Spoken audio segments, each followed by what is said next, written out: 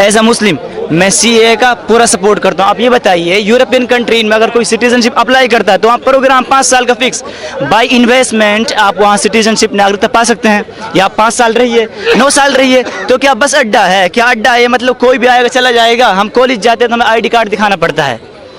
हम कॉलेज जाते हैं तो हमें आईडी कार्ड दिखाना पड़ता है। देश में रहने के लिए वैसा हाँ, नहीं दूसरी बात नहीं, इसका एक नेगेटिव भी है। अगर आपको हमारे मतलब देश से मोहब्बत नहीं है, लगाव नहीं है, अगर आप दूसरी जगह जाना चाहते हैं तो आप जाइए सीरिया, मुस्लिम मेजोरिटी कंट्री है। अगर आपको वेलकम कर रही है गल्फ की कंट्रियाँ, मैंने भी गल्फ की कंट्रियों को विजिट किया एज अ मुस्लिम, मैंने वहाँ देखा कितना डिस्क्रिमिनेशन है।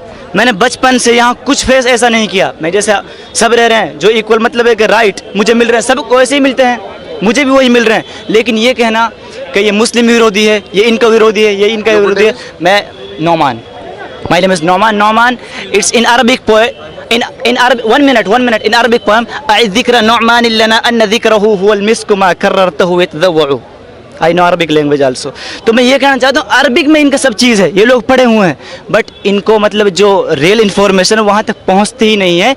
जिनको मतलब है कि जो आजकल मुसलमानों के लीडर बने हुए हैं, जो कहते हैं हम मतलब मुसलमानों के रहनुमा हैं, वो लोग अपनी रोटी सीखने के लिए इन आंदोलनों को हटाते नहीं हैं और प्रोटेस्टों को हटाते नहीं हैं। वो लोग कहते हैं मुस्लिम विरोधी, क्यों कहे? वो इसी को ही पता है अगर मैं संसद में नहीं रहूँगा तो क्या मैं सुंदर पिचाई हूँ जो मुझे गूगल मतलब है कि जॉब देगा। अभी एक लाइफ स्टाइल उनका ये लग्जरियस है, वो सिर्फ हेट स्पीच, एक्सट्रीमिज्म, रेडिकलाइजेशन, जो इट्स कॉल्ड मदरसाज, ये सेंटरों में सिखाई जाती है। यही देखिए आप, एक मिनट, जामिया में, दिल्ली यूनिवर्सिटी में, JNU में, वहाँ पर इस्लामिक डिपार्टमेंट के सेंटर हैं। अगर आपको इस्लाम धर्म के बारे में कुछ जानना है तो वहाँ चले जाइए। तो फिर मदरसे और ये सेंटर खोलने की क्या आवश्यकता है आपको? क्या आवश्यकता है? किसी को अगर किसी जगह से तालीम मिल रही है, नहीं तालीम तो यूनिवर्सिटी नहीं, तालीम के मैं अगेंस्ट ही नहीं हूँ, मैं शिक्षा के अगेंस्ट नहीं हूँ, मैं इस चीज़ के, मैं रेडिकलाइजेशन के अगेंस्ट हूँ, मैं एक्सट्रीम, आप सुनिए पहले बात को, मैं रेडिकलाइजेशन, कट्टरता, इसके मैं अगेंस्ट हूँ। मुझसे अगर कोई ये कहे आप मुस्लिम नहीं हो, भाई मुझसे कुरान के बारे में आप मालूम कर लीजिए। सिर्फ मैं तोते रटा नहीं बल्कि कुरान में पढ़ा अच्छे से, मतलब पढ़िए, आप कहीं से खोलिए कुरान, मुझसे पूछिए कहीं से। हाँ, आप कहीं से सुनिए। दूसरी बात, एक मिनट, 75% मुस्लिम तो जो वहाँ बैठे हैं शाहीन बाग में, उनमें से कुरान शरीफ के बारे में जानते ही नहीं है। भाई मैं आपसे सवाल, एक मिनट, मैं आपसे सवाल सही सवाल कर रहा हूँ। आप मुस्लिम हैं? आप मुस्लिम हैं? एक मिनट, अल्हम्दुलिल्लाहिल्लज़ी अनज़ला अला अब्दिहिल किताब व लम यजअल लहु इवजा, इसका ट्रांसलेशन कीजिए। अच्छा लगेगा, इसका कीजिए ट्रांसलेशन। नहीं भाई साहब देखो, नहीं इसका कीजिए कि ट्रांसलेशन। एक मिनट, जिसका मैं हिंदी में कन्वर्सेशन नहीं आता है, हाँ, तो दैट इज सिंपल थिंग। मैं पूछ लो इसमें क्या दिक्कत है? नहीं होता, हर कोई सीखता ही है। जो अगर सीए का, जैसे एज अ मुस्लिम मैं इसको सपोर्ट कर रहा हूँ, लेकिन ये कहते हैं ना कि ये रियल में मुस्लिम नहीं है। भाई मेरा बाप भी मुस्लिम है, मेरा दादा है मुस्लिम, मुझे अपने हिंदू भाइयों के साथ रहने में क्या दिक्कत है? अगर आपको अच्छा एटमॉस्फेयर कहीं और जगह मिलता है तो आप जाइए, इराक जाइए, आप शाम जाइए, मुस्लिम मेजोरिटी कंट्री है, आप वहाँ शरिया को लागू करके रहिए, वहाँ पर आप वहाँ शरिया को लागू करके रहिए, सही बात। तो इसमें क्या दिक्कत है? इनके देखिए, इनके विचार से आज एक मुस्लिम भाई के विचार से ये बात सिद्ध हो गया, जो पढ़े लिखे समझदार और कुरान को जानने वाले, अरबिक को जानने वाले, जहाँ मक्का मदीना से इनका ईमान आता है, इनका कुरान आता है, वहाँ जो भी अरब देश से आता है ना। हाँ, अरे ईमान तो कुरान को ही ईमान। सुनो, ये हेलो, एक मिनट, नहीं, वो व्यक्ति जो समझदार मुसलमान है, 1 मिनट, वो कानून का समर्थक है, देश का समर्थक है, राष्ट्र का प्यारा है, और सीए का समर्थक है, NPR का समर्थक है, NRC का समर्थक है। मैं आपको बताता हूँ मैम, ये सादा मुस्लिम है जो धर्म के बारे में नहीं जानते। ये नेता लोग इनको वोट बैंक की तरह इस्तेमाल करते हैं कि यही इस्लाम है, यही इस्लाम है। एक शब्द जिहाद, एक मिनट, एक शब्द जिहाद का माना क्या? जिहाद का माना, जिहाद का सिर्फ माना यह है स्ट्रगल करना। किस चीज के लिए? ये कहते हैं जिहाद, निकलो जिहाद में। क्या है जिहाद मतलब? आजकल उस माना को लेते हैं जिसको तालिबान, अल-कायदा की सोच ने ले रखा। वो क्या? वो कट्टरता कि भाई जो कुर्ता पायजामा नहीं पहनेगा वो ज्यूस को फॉलो कर रहा है। किसको? ज्यूस को। वो तिल अबीब और इजराइल का मानने वाला है। ये क्या है भाई? मैं अगर हिंदू से मिलता हूँ तो आपको हाथ धुलना पड़ेगा। अब आप सवाल कीजिए मुझसे, है ना? कुरान अरबी में है, मैं भी अरबी जानता हूँ, ठीक है। कुरान में और हदीस में ये लिखा हुआ कि आप मुल्क के खिलाफ नहीं खड़े हो सकते। आप सरकार का विरोध कीजिए, कानून पास हुआ, कोई बिल पास हुआ, सिटीजनशिप अमेंडमेंट एक्ट, एनआरसी का भी कोई मतलब है कि सिर्फ बातों में, कोई मतलब इसका संसद में अभी तक इसके विचार नहीं आया। मैंने कुरान मेमोराइज करके रखा, आप मुझसे कहीं से पूछिए मतलब कुरान के बारे में, ठीक है। तो कहीं भी उसको एक शब्द बोलते हैं बगावत, मुल्क के खिलाफ खड़ा होना, ठीक है। ये कहीं भी कुरान में, कहीं भी हदीस में ये चीज़ नहीं है। और दूसरी बात, शाहीन बाग में जो बैठे हैं लोग लगातार वो वहाँ पर बात नहीं मान रहे, तो ये जो रोड जाम करके बैठे हुए हैं वहाँ पर पब्लिक को प्रॉब्लम हो रही है। और मैं एक बात कहता हूँ, इन लोगों ने कहा है कि कागज नहीं दिखाएंगे गोली सीने पे खाएंगे, तो भाई क्या धर्मशाला है, कागज क्यों नहीं दिखाओगे? जब हमें कागज कॉलेज के अंदर आईडी कार्ड दिखाना पड़ता, बगैर आईडी कार्ड के एंट्री नहीं मिलती, तो सिटीजनशिप, नागरिकता, इसको उर्दू लैंग्वेज में बोलते हैं शहरियत, उसका मसला है, उसका मसला है, आपको दिखाने में क्या जरूरत। दूसरी बात मैं ये कहता हूँ, शाहीन बाग में जितने लोग बैठे हैं अपने अगर हैं यहाँ के, जैसे मैं हूँ, तो अपना आईडी कार्ड ला के दिखा दे सबको, क्या दिक्कत है? नहीं दिखाएंगे क्योंकि सबको पता है 65% 75% उनमें से बांग्लादेशी हैं, रोहिंग्या हैं और बाहर से आए हुए हैं। अगर हैं यहाँ के तो क्या दिक्कत है?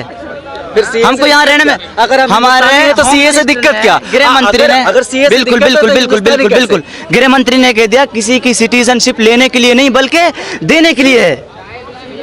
जब पूरी बात आ गई तो क्या बैठने की जरूरत है वहाँ पर? बीमार है, मन बीमार है। दूसरी बात, अगर दूसरी बात यह है कि अगर आप यहाँ के रियल में सिटीजन हैं, नागरिक हैं, तो कागज दिखाने में क्या दिक्कत है? लेकिन कुछ वारिस पठान जैसे नेताओं को पता है, मैं अपने आप को उन 15 करोड़ों में काउंट नहीं करता, शामिल नहीं करता उन 15 करोड़ों में जिनके बारे में वारिस पठान ने भाषण दिया। मैं अपने आप को नहीं करता, मैं अपने आप को उसको डिस्टेंस बनाता हूँ उससे।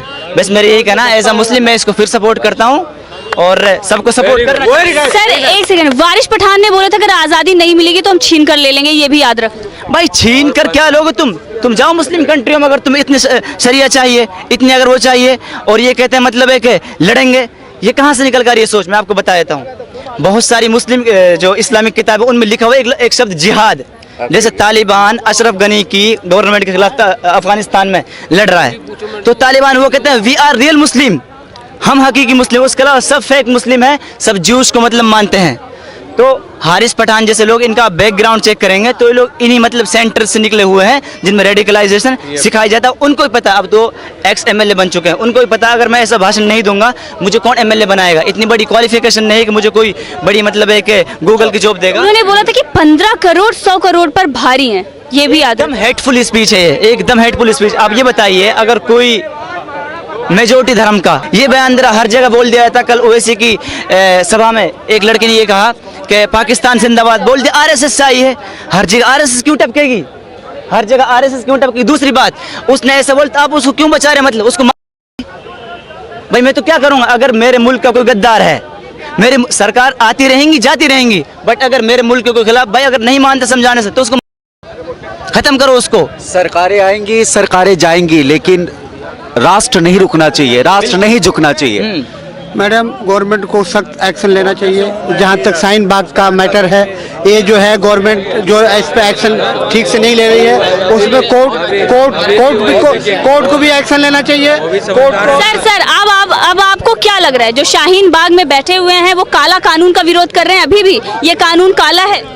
देखिए, अब तो आपके ही भाई ने आपको समझा दिया और पढ़े लिखे भाई ने समझा दिया। मैं उसका कोई विरोधी नहीं हूँ, कोई ऐसा नहीं है। क्या नाम है, हम तो इस चीज़ के खिलाफ हैं। क्या नाम है, जैसे 70 सालों के पिछले डॉक्यूमेंट्स दिखाने हैं, तो कहाँ से लाएंगे सर इस तरह के? सर जब उनको कोई टेंशन नहीं हो रही है, आपको क्यों टेंशन हो रही है? किसने मांगा? टेंशन तो नहीं, मुझे तो नहीं है, मेरे तो हैं। आपके पिताजी भी तो किस बात का विरोध हो रहा है? और सीए का विरोध हो रहा है वहाँ पर, एनआरसी तो अभी आया नहीं है। लेकिन जो बेचारे गरीब हैं वो कैसे, क्या होगा उनका? मेरे पास तो है, हिंदुस्तान का है कि नहीं है? सबका सोचना पड़ेगा ना इसमें। अच्छा, आपने जो प्रधानमंत्री, एक मिनट, इसमें सबसे ज्यादा बीपीएल कार्ड किसका है बताएंगे? नहीं, ये मुझे मालूम है। 27% मुसलमानों का है। बीपीएल कार्ड किस आधार पे बना है? बिना पेपर का? नहीं, मेरा नहीं है, मेरा है। आपका नहीं है, लेकिन आप डाटा देंगे, डाटा नहीं समझेंगे। एक बात बताइए, पूरे मुसलमानों में 1% ही 1% जो मुसलमान महिला हैं वो ग्रेजुएट हैं, क्यों हैं? अब बढ़ाएंगे, है ना।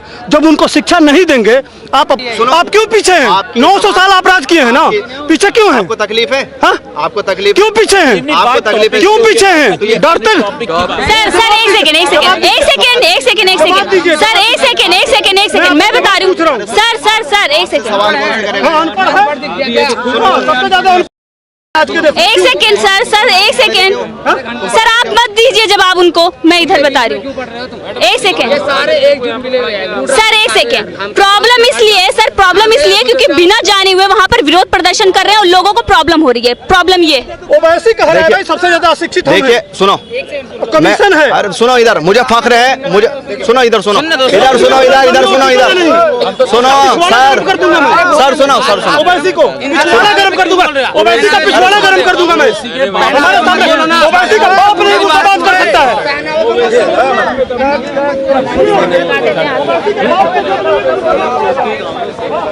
देखिए सभी साथियों को मेरा नमस्कार है।